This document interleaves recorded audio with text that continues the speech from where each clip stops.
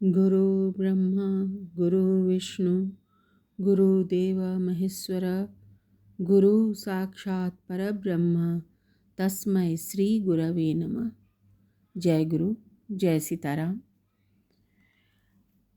आज मैं नूतन रॉय, रांची झारखंड से अपने परम गुरुदेव ठाकुर श्री श्री सीताराम दास ओंकार नाथ देव द्वारा रचित श्री गुरु महिमामृत से गुरु पूजा के संदर्भ में जो गुरुदेव ने इसमें वर्णन किया है उस प्रसंग को लेकर मैं आप सबों के सामने आई हूँ।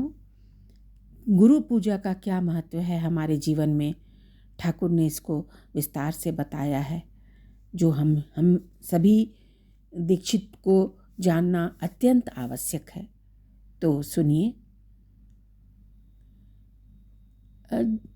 जो मानव तीनों संध्या के समय गंध पुष्पादि के द्वारा जगत गुरु की पूजा करता है, उसके लिए मंत्र पूजादि विधान न्यास जपादि का प्रयोजन ही क्या रह जाता है। मन्नाथ श्री जगन्नाथो मद्गुरु श्री जगद्गुरु मदात्मा सर्वभूतात्मा तस्मै श्री गुरवे नमः। अर्थात मेरे नाथ ही श्री जगन्नाथ हैं और मेरे गुरु ही श्री जगद्गुरु हैं। मेरी आत्मा ही समस्त भूत प्राणी मात्र की आत्मा है। उन श्री गुरुदेव को प्रणाम करता हूँ। जबकि श्री गुरुदेव ही जगन्नाथ परम ब्रह्म हैं, तब वे जगद्गुरु क्यों न होंगे। सुनो, श्री गुरुदेव की मूर्ति का सदैव ध्यान करना और गुरु तत्व का सदैव चिंतन करना चाहिए। गुरु ही साक्षात विश्वेश्वर हैं। उनका निवास स्थान काशी क्षेत्र है और जाह्नवी पादोदक ये निश्चित ही तारक ब्रह्म हैं।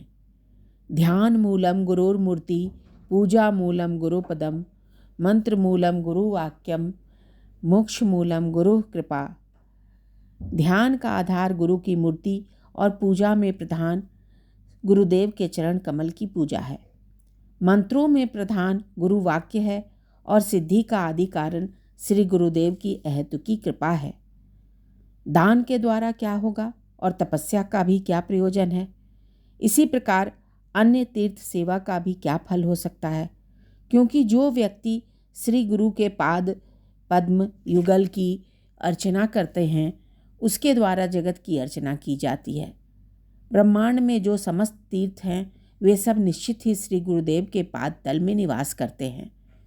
पहले किसकी पूजा की जाती है, इष्ट देवता की अथवा गुरुदेव की? तो कहते हैं पहले गुरु पूजा करके फिर इष्ट पूजा की जाती है। हे देवी, गुरु पूजा न करके जो इष्ट पूजा करता है, उसके मंत्र का तेज स्वयं भैरव हरण कर लेते हैं। केवल इष्ट पूजा ही क्यों? हे नाथ, गुरु पूजा के बिना कोटि सभी पुण्य व्यर्थ हैं। इसी कारण सब जानते हैं कि गुरु द्वारा ही सिद्धि लाभ हो सकता है। जब प्रसन्न संतुष्ट वरद गुरु मंत्र प्रदान करते हैं, अतः भक्ति धन और प्राण के द्वारा गुरु को यत्न से संतुष्ट करें।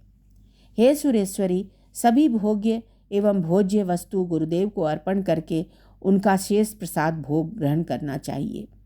उनके दूर होने पर भी उसे उनका निवेदित मानकर स्वयं उपभोग करना चाहिए। हे सुंदराग्नि देवी, गंधमाला आदि के द्वारा सदैव गुरु की पूजा करें और इसी विधि से गुरु पत्नी की भी पूजा करनी चाहिए।